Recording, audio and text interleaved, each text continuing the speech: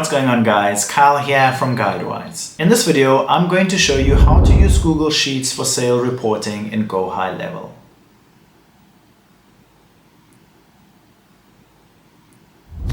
Start by exporting your sales or opportunity data from GoHighLevel. Open Google Sheets and then import your data. For this video, I have just made 3 columns with month, revenue, and sales count. Next, you want to highlight the month and revenue columns. Then go to Insert in the top row and then select Chart. So now you have a chart displaying month and revenue. Next, highlight the sales count column, go to Insert and add another chart. These charts help you visualize sales performance over time. As you update your spreadsheet, the charts will update automatically.